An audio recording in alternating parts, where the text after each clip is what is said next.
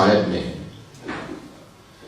اب تصور کیجئے گا جناب مسلم بن عقیل کوفے میں بالکل تنہا رہ گئے، تنہا، اور اگر تنہائی کے ساتھ ساتھ پردیس بھی ہو، مولا فرماتے ہیں کہ پردیس اگر انسان تنہائی میں آ جائے نا، امیر المومنین فرماتے ہیں، اور پردیس بھی ہو اور دولت بھی ختم ہو جائے تو پھر پردیس انسان کو کھانے کے لیے آتا ہے۔ میں آگے جا کے پیش کروں گا ابھی، لیکن جملہ سن لیجیے بھی اگر دیکھ سکیں تو۔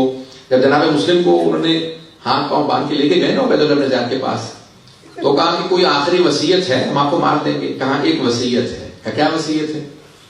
کہا یہ میری زرع بیچ دینا،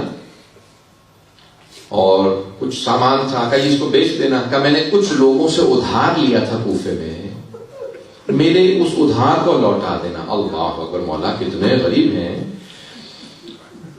کہ وہاں پہ کہتے ہیں کہ میری زرع بیچنے کے بعد یا انگوٹھی بیچنے کے بعد میرا ادھار اتار دینا۔ کہا کہ کیوں، آپ نے قرضہ لیا تھا؟ کہا قرضہ اس لیے لیا تھا کہ میں جب اکیلا رہ گیا تھا تو کھانے پینے کے لیے بھی کوئی مجھ سے ملتا نہیں تھا، ایسا نہ ہو کہ مسلم کچھ ادھار مانگے۔ اللہ اکبر۔ جب آئے تھے تو 2 بیٹوں کو ساتھ لے کے آئے تھے۔ آپ اولاد والے ہیں، میں ایک سوال کروں آپ سے، اگر کسی کے بچے چھوٹے ہوں اور آنکھوں سے دور ہو جائے تو کیا کیفیت ہوتی ہے انسان کی؟ میں ایک سوال کروں گا آپ سے، میں بھی مسائل بہت پڑھنے والا ہوں، مجھے معاف کیجیے گا، میں سب مسائل پڑھنے کا آتی ہوں۔ آج میں پوری کوشش کر رہا تھا فضائل پڑھوں، لیکن میرا پورا ذہن مسائل کی طرف ہے۔ 3 ایسی ہستیاں ہیں جنہوں نے جناب سید الشہداء پہ اپنی پوری نسل قربان کر دی۔ 3 ہستیاں۔ پہلی ہے جناب زینب کبریٰ، بی بی نے اپنے دونوں بیٹے امام حسین پہ قربان کر دیے۔ دوسرے جناب مسلم، 4 بیٹے تھے، 2 کربلا میں شہید ہوئے ہیں، 2 کوفہ میں شہید ہوئے ہیں۔ آپ سوچ رہے ہوں گے تیسری ہستی کون ہے؟ پیش کروں تیسری ہستی کون ہے؟ تیسری جناب رباب۔ مولا کا ایک بیٹا ہے، ایک بیٹی ہے، اپنے بیٹے کو امام حسین پہ قربان کر دیا۔ کہا مولا جب موقع ملے گا آپ کی بیٹی بھی آپ کی راہ میں قربان کر دوں گا۔ اجرکم اللہ، اجرکم اللہ۔ بس بھائی یہ آخری مجالس ہیں، اس کے بعد پھر محرم ہے، ابھی تو عیدیں آنے والی ہیں۔ سنیں گے جناب مسلم بن عقیل جب طوا کے گھر میں گئے نا، تو وہ ایک مومنہ تھی، بہت بوڑھی تھی، انہوں نے کہا کہ میں آپ کے لیے کھانا بنا دوں گا، نہیں کوئی زحمت نہیں دوں گا، صرف مجھے کچھ پانی لا دے تاکہ میں وضو کر کے تہجد کی نماز پڑھ لوں۔ تو ایک مرتبہ ایک سامنے حجرے میں بیٹھے تھے، تہجد کی نماز پڑھی۔ تہجد کی نماز پڑھنے کے بعد کچھ دیر آرام سے اپنے ہی زرہ پہ سر رکھ کے لیٹ گئے۔ خواب دیکھا کہ جناب امیر آئے ہیں، بائیں پھیلا کے کہتے مسلم میں آپ کو لینے کے لیے آیا۔ جناب مسلم سمجھ گئے یہ میری آخری رات ہے، چچا لینے کے لیے آئے ہیں۔ میں کہوں گا اے جناب مسلم آپ کی عظمتوں کو سلام، جسے علی لینے کے لیے آئے ہیں۔ بس بھئی ایک مرتبہ اٹھے اور تصور کرنے لگے کہ میرے بچے نہ جانے کہاں ہوں گے، جب میں اتنا در بدر ٹھوکریں کھا رہا ہوں، نہ جانے میرے بچے کس کے پاس ہوں گے۔ بس بھئی رات کو ایک مرتبہ طوا کا بیٹا آیا، کہا کہ ماں، کہا بیٹا کیا بات ہے کہ دیر سے کیوں آئے ہوگا؟ مسلم بن عقیل نہ جانے کہاں چلے گئے ہیں، سارے لوگ ان کو تلاش کر رہے ہیں۔ اور عبید اللہ بن زیاد نے انعام رکھا کہ بیٹا خوف خدا کر، وہ علی کا داماد ہے، وہ علی کا بھتیجا ہے۔ کہا نہیں اماں مجھے عبید اللہ بن زیاد کا انعام چاہیے۔ کہ نہیں بیٹا۔ ایک مرتبہ وہ بار بار دیکھنے لگا کہ ماں جاتی ہے، کیا بات ہے کہ کیوں بار بار کہیں پہ کچھ پانی دیتی ہے، کچھ کھانے کے لیے رکھ دیتی ہے۔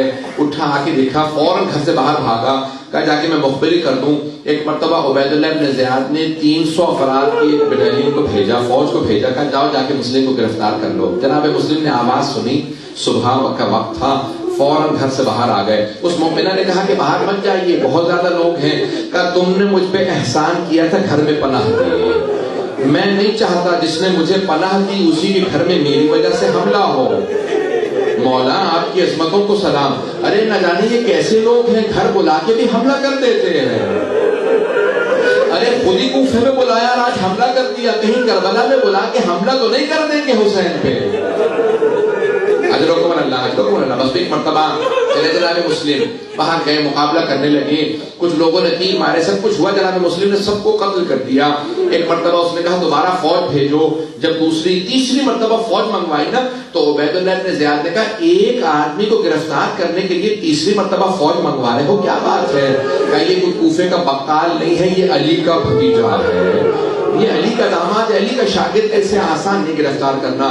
بس ایک مرتبہ انہوں نے کیا کیا، 400 افراد نے زمین میں گڑھا کھودا، کا دھوکہ دیں گے، اس پہ کچھ ایک مرتبہ گھاس وغیرہ لگا دی۔ جیسے جناب مسلم قریب آئے تو ایک مرتبہ گڑھے میں گر گئے۔ جیسے گڑھے میں گرے نا، اب مجھے نہیں معلوم کیسے پیش کروں گا، تو انہوں نے کہا مسلم ہم آپ کو امان دیتے ہیں، وعدہ کرتے ہیں ہم امان میں ہیں۔ جناب مسلم نے کہا خدا کی قسم کھاؤ اور پھر کہو امان دیتے ہو۔ انہوں نے کہا ہاں اللہ کی قسم ہم امان دیتے ہیں۔ جناب مسلم نے تلوار اپنی دے دی، جیسے تلوار پھینکی نا وہ گلے میں رسیاں ڈالنے لگے، زنجیریں ڈالنے لگے، جیسے گرفتار کرنے کے لیے پورے جسم پہ انہوں نے رسیاں باندھی۔ جناب مسلم نے جملہ کہا ھذا اول الغدر، یہ پہلا دھوکہ ہے۔ تم نے خدا کی قسم کھا کے مجھے دھوکہ دے دیا، یہ پہلا دھوکہ ہے۔ گرفتار کیا، اب جیسے گرفتار کیا کچھ لوگ ایک مرتبہ تلوار سے وار کرنے لگے، جناب مسلم کے لب کٹ گئے، ہونٹوں سے خون بہنے لگا۔ جیسے پہنچے تو ایک مرتبہ دارالامارہ کے باہر مولا کا ایک ماننے والا بیٹھا تھا، ابھی میں نے سارا مسائل نہیں پڑھا۔ دارالامارہ کے باہر ایک آدمی مولا کا چاہنے والا بیٹھا تھا، ایک مرتبہ پوچھا، کہا آپ مسلم تو نہیں ہے؟ کہا میں مسلم میں عقیل ہوں۔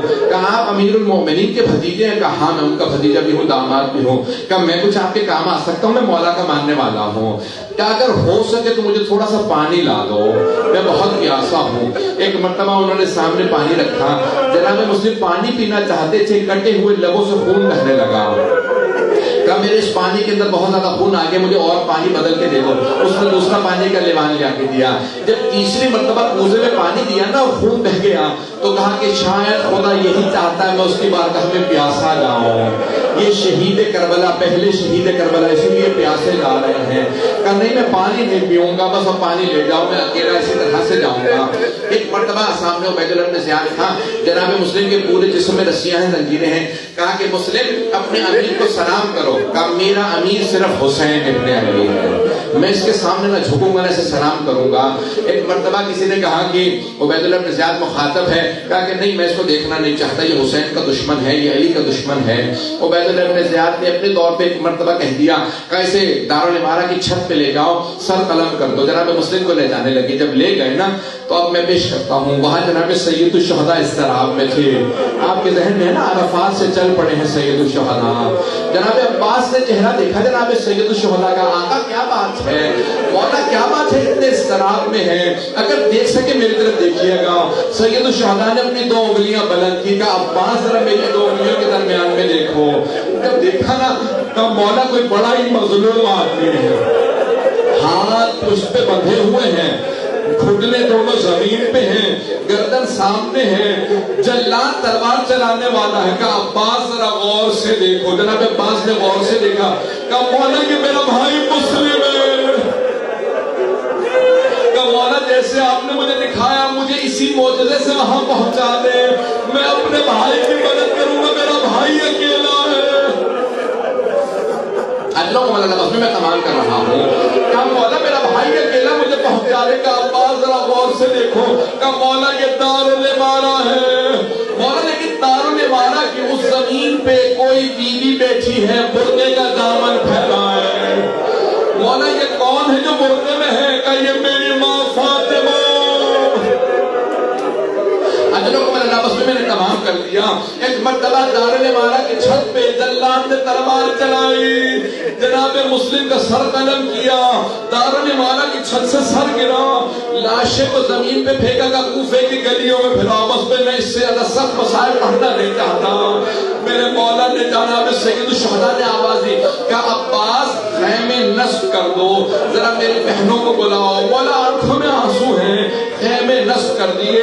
بس میں شب عید تھی نا, میرے مولا نے کہا حضرت عباس میری بہنوں کو بلاؤ. جناب زینب کبریٰ آئی, جناب زینب آئی. آنے کے بعد پوچھا بھیا کیا بات ہے, اتنے مضطرب کیوں ہیں بھیا, آنکھوں میں آنسو کیوں ہیں؟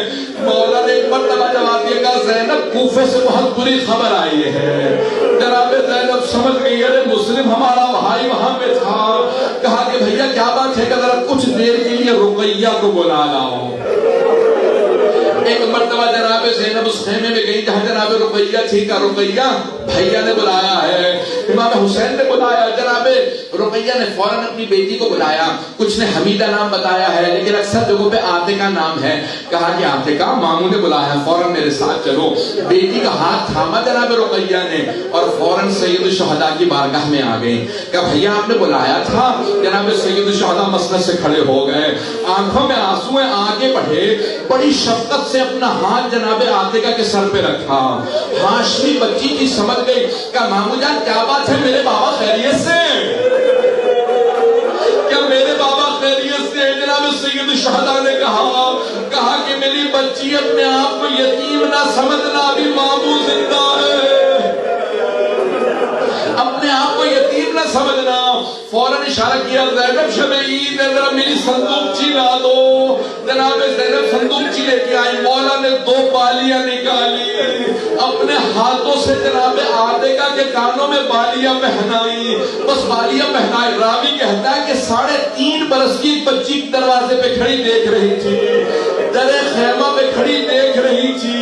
اگر کوئی بچی یتیم ہو جائے, اس کے سر پہ شفقت کا ہاتھ رکھا جاتا ہے, اس کے کانوں میں نئی بالیاں پہنائی جاتی ہیں. لیکن بچی کو نہیں پتا تھا کہ حسین کا کردار ہے. شام غریبہ میں وہی بچی انتظار میں تھی, میرے سر پہ کوئی شفقت کا ہاتھ رکھے گا, مجھے کوئی کانوں میں بالیاں پہنائے گا.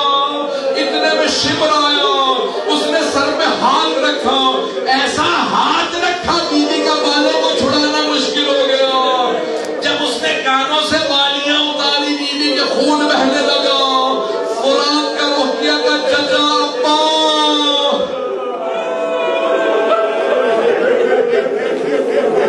اللہ رحمت اللہ علی القوم الظالمین. وَسَيَعْلَمُ الَّذِينَ ظَلَمُوا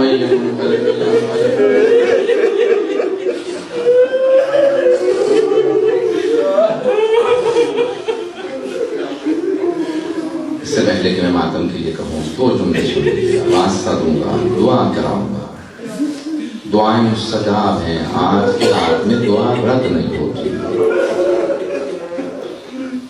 یا شب عرفہ ہے یا شب عید ہے, جو بھی ہو, دونوں شعبے میں دعا رد نہیں ہوتی. شب جمعہ بھی ہے. ہاتھوں کو بلند کریں گے. میں ایک سوال کروں آپ سے, کبھی آپ نے دیکھا کہ کسی چھوٹے بچے کو کوئی بے دردی سے تماچا مارتا ہو؟ نہ جانے شام غریبہ میں یہ کربلا میں آنے والے کتنے سخت دل تھے.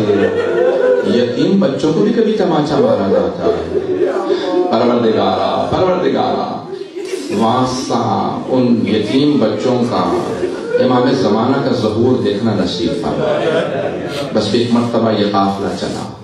پروردگارا ایک صرف واسطہ ہو, ہاتھوں کو بلند کر لے. حاجہ طلب. دنیا کے حالات بہت سخت خراب ہیں. عراق میں, شام میں, بحرین میں, یمن میں, نائجیریا میں, نہ جانے کہاں پاکستان میں, ہر جگہ پہ, افغانستان میں. پروردگارہ سب کی حفاظت فرما. آئیں مل کے دعا کریں گے حاجات طلب کرنے کے لیے. پروردگارہ میں واسطہ دینے سے پہلے ایک سوال کرنا چاہتا ہوں. بہت سے مریضوں نے التماس سے دعا کی ہے. آپ نے کبھی آج تک دیکھا ہے کہ کسی بیمار سے بستر چھین لیا جاتا ہو؟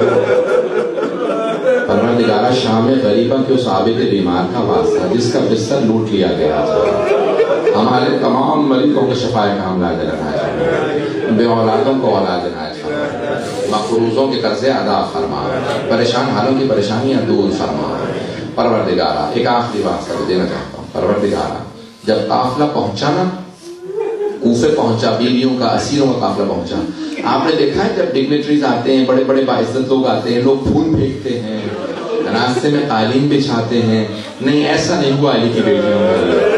راستے میں کانٹے تھے, ہاتھوں میں پتھر تھے, پتھروں سے استقبال ہو رہا تھا. ایک مرتبہ جب پتھر آئے نا تو پتھروں میں سے بیویاں گزر رہی تھی. اچانک آواز آئی السلام علیکہ یا ابا عبداللہ. جناب زینب سے رہا نہیں گیا, پوچھا بیٹا سجاد یہ کون ہے جس نے اس غربت میں میرے بھائی کو سلام کیا؟ تو پھوپھی اماں ذرا کوفے کے دروازے پہ دیکھیں سر لٹکا ہوا.